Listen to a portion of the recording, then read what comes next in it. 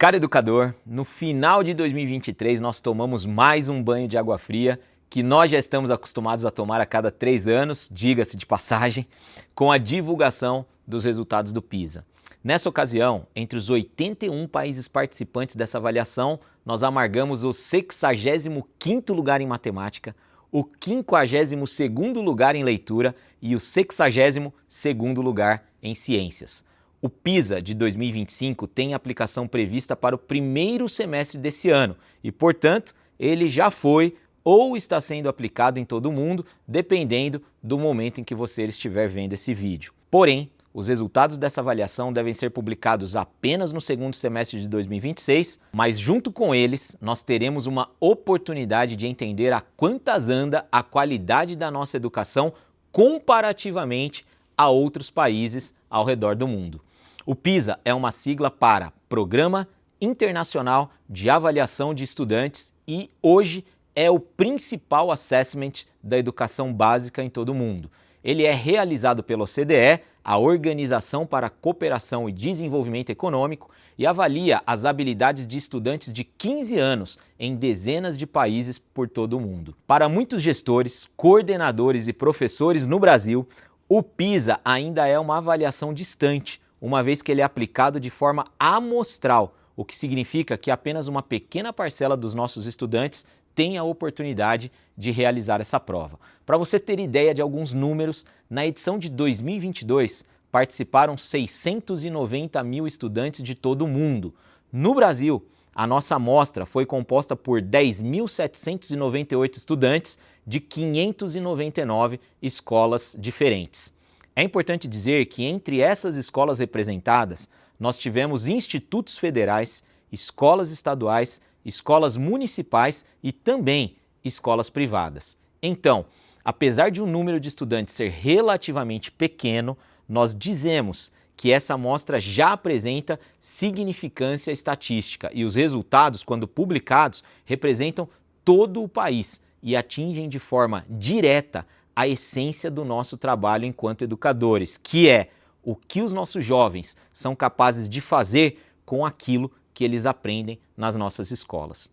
O PISA de 2025 está trazendo uma série de novidades em relação às edições anteriores. Então hoje, aqui nesse vídeo, além de nos debruçarmos brevemente sobre o histórico do Brasil nessa avaliação, eu quero explorar com você as principais mudanças desta edição atual do PISA, o que elas significam em termos de tendências de aprendizagem e o quanto nós estamos distantes disso ou não nas nossas escolas. Antes de falarmos desta edição de 2025, vamos entender um pouco do histórico dessa avaliação aqui. O PISA surgiu no final dos anos 90 a partir de uma inquietação da OCDE, que era entender como os sistemas educacionais de diferentes países estão preparando os seus jovens para a vida adulta. A primeira edição da avaliação aconteceu no ano 2000 e desde então ela é aplicada a cada 3 anos em dezenas de países que, juntos, representam mais de 90% do PIB mundial. Para participar do PISA, o país precisa fazer parte da OCDE ou se candidatar como economia associada ao projeto. E esse é o caso do Brasil. É necessário garantir a aplicação de um modelo amostral estatisticamente representativo do seu sistema educacional, o que envolve critérios rigorosos na seleção das escolas, na aplicação das provas e no acompanhamento técnico dos dados. Os estudantes que fazem o PISA têm todos cerca de 15 anos de idade, e isso é uma escolha intencional, porque é justamente a faixa etária em que, na maior parte dos países, os jovens estão concluindo a educação básica obrigatória. Diferente das avaliações mais tradicionais, como alguns vestibulares, por exemplo, que podem exigir aplicação mais teórica de alguns conteúdos específicos, o PISA busca entender se o estudante consegue mobilizar conhecimentos adquiridos dentro e também fora da escola para analisar situações, tomar decisões e resolver problemas em contextos da vida real. É uma avaliação centrada em competências e, por isso, mede mais do que o conhecimento isolado. Ela mede a capacidade de aplicar esse conhecimento com intenção em tarefas que vão exigir raciocínio, interpretação e capacidade de pensar por conta própria. As 3 grandes áreas avaliadas pelo PISA são matemática, leitura e ciências. E a cada edição, uma dessas áreas recebe maior destaque na prova. Essa área principal passa por uma atualização conceitual, que é divulgada antes da prova. Ela também tem maior número de questões e, obviamente, acaba influenciando a ordenação dos países nos resultados divulgados. Outro aspecto muito importante no PISA é a forma como os dados são tratados. A avaliação utiliza modelos estatísticos baseados na teoria de resposta ao item, a famosa TRI, que é o mesmo referencial metodológico utilizado, por exemplo, na construção da escala do Enem aqui no Brasil. Por isso, os resultados do PISA não são uma simples média dos acertos dos estudantes na prova, mas sim uma estimativa de proficiência com base em um conjunto de questões calibradas e distribuídas por diferentes níveis de complexidade. Essa estrutura permite não apenas a comparação entre os países participantes, mas também permite acompanhar a evolução de cada sistema educacional ao longo do tempo, mesmo que a prova mude a cada edição. Por todas essas características, então, a gente pode dizer que o PISA se tornou um instrumento avaliativo mais consolidado de mensuração da qualidade da educação básica em todo o mundo. O Brasil faz parte do PISA desde a sua primeira edição, no ano 2000, e desde então tem participado de todas as rodadas dessa avaliação, que ocorrem, como eu já disse, a cada 3 anos. Apesar do nosso tempo de participação nesse exame, o desempenho brasileiro segue praticamente estagnado desde 2009, com pequenas oscilações dentro da margem de erro estatística. Isso pode ser conferido com detalhes nesses gráficos publicados pelo próprio INEP, onde a linha laranja que vocês veem aí na tela representa os resultados do Brasil nas 3 áreas e a linha azul representa a média dos países da OCDE. E olha só a distância que as médias do Brasil ficam das médias da OCDE, inclusive na última edição. Esses resultados, porém, como toda a média, escondem diferenças internas brutais. Em 2022, aqueles 10.798 estudantes brasileiros que eu tinha dito que compuseram a nossa amostra foram distribuídos da seguinte forma em termos das suas escolas de origem. 73,6% dos estudantes eram de escolas estaduais, 13,3% vieram de escolas particulares, 9,1% de escolas municipais e apenas 4% de instituições federais. Analisando os desempenhos em função dessas diferentes dependências administrativas, em matemática, as escolas particulares brasileiras alcançaram 456 pontos, e se fossem olhadas isoladamente, apresentariam desempenho próximo ao de países como Israel, que conta aí com 458 pontos, e a Turquia, com 453 pontos. Mas, ainda assim, ficariam 16 pontos abaixo da média da OCDE, que foi de 472 pontos. Já nas escolas estaduais, que concentram mais de 70% dos estudantes da nossa amostra, a média foi de 370 pontos, uma nota inferior à de sistemas educacionais de países como Argentina e Jamaica, por exemplo. A diferença de 86 pontos entre essas duas redes, a particular e a estadual, representa quase 2 níveis de proficiência na escala do PISA, o que significa um verdadeiro abismo de desigualdade no aprendizado da matemática em nosso país. Em leitura, as escolas particulares alcançaram 500 pontos acima da média de 476 da OCDE, ficando próximas a de países como os Estados Unidos, que obtiveram 504 pontos, e à frente de nações como a Austrália e o Reino Unido. Enquanto isso, as escolas estaduais obtiveram 402 pontos, desempenho abaixo dos nossos países vizinhos Colômbia e Peru, por exemplo. Em ciências, o padrão se repete. As escolas particulares brasileiras atingiram 493 pontos, resultado também acima da média da OCDE de 485 pontos e superior ao de países como a Alemanha e a Bélgica. As escolas estaduais, por sua vez, registraram 394 pontos nessa área, número próximo ao de países como Panamá e Arábia Saudita. Esse desempenho das escolas privadas brasileiras, especialmente em ciências, acima da média dos países da OCDE e até mesmo de países que têm tradição no ensino dessa área, como é o caso da Alemanha, por exemplo, demonstra que o sistema educacional brasileiro é capaz sim de produzir excelência, mas que infelizmente essa excelência ainda está restrita a uma pequena parcela da população escolar. Falando um pouco agora sobre as mudanças. Em 2025, o PISA traz uma série delas e talvez a principal seja a mudança de chave. A prova vai deixar de olhar apenas o que os estudantes sabem e vai passar a investigar como eles usam o que sabem para agir no mundo em que eles vivem.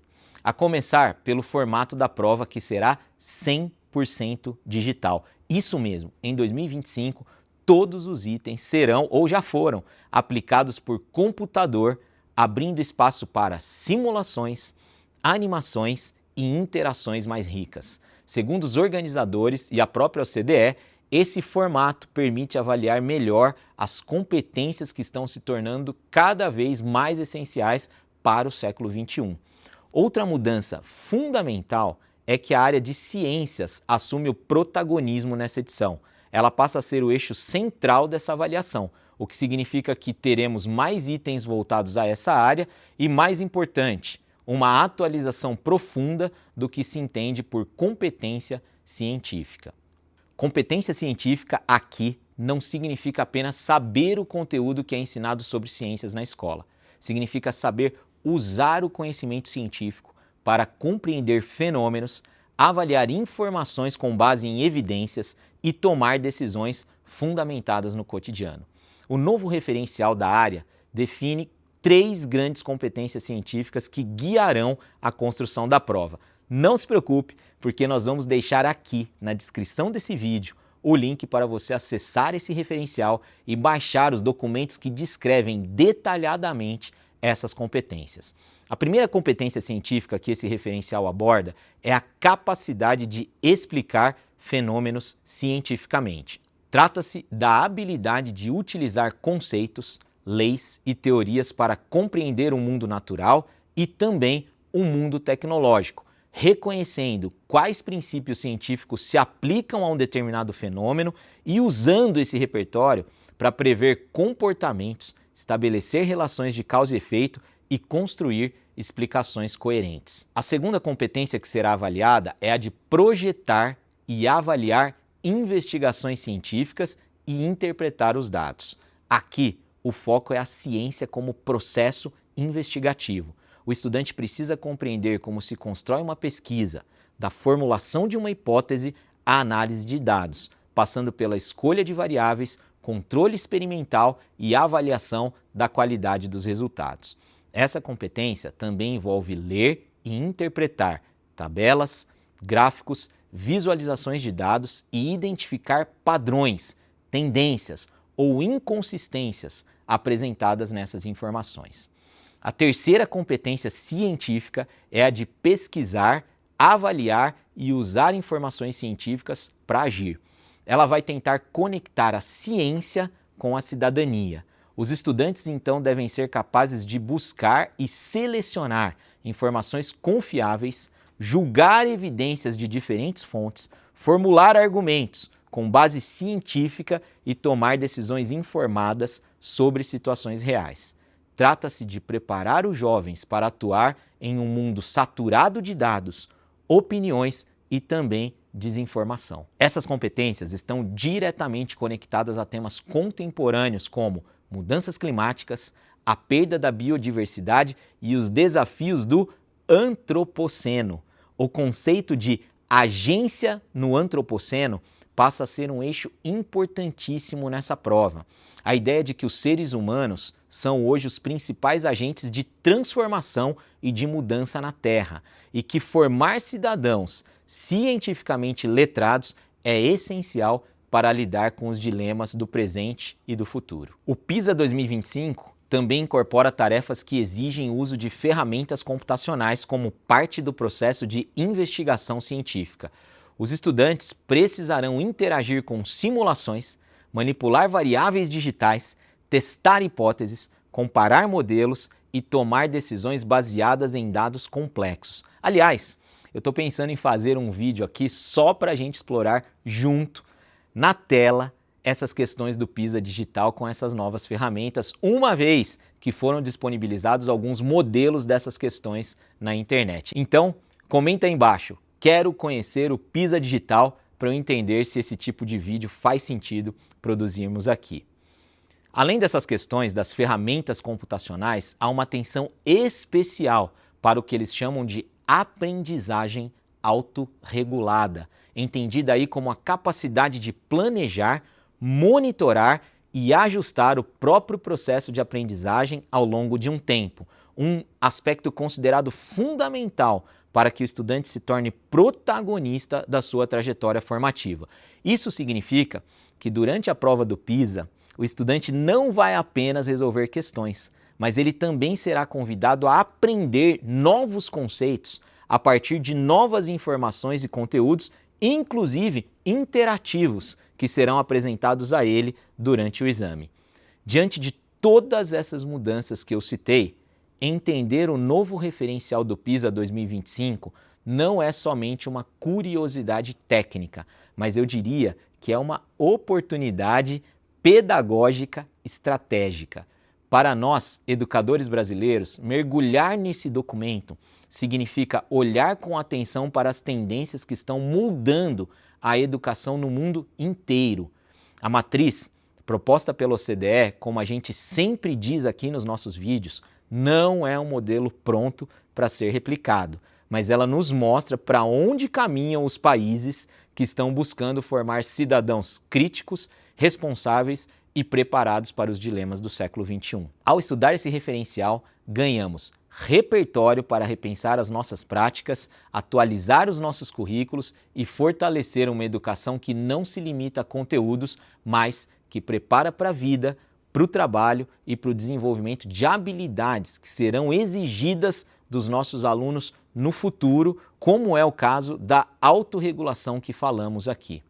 Acessar, ler e entender os documentos que balizam a construção de uma avaliação internacional do porte do PISA é, acima de tudo, um convite para reposicionar a escola como espaço de investigação, de ação e de transformação. E por isso, a gente deixou todos os links com todos os documentos e referenciais que usamos aqui nesse vídeo na descrição aí embaixo.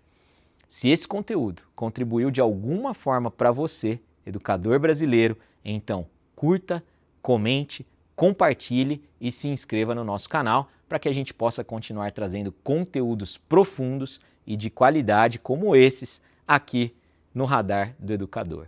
Eu te vejo no próximo vídeo.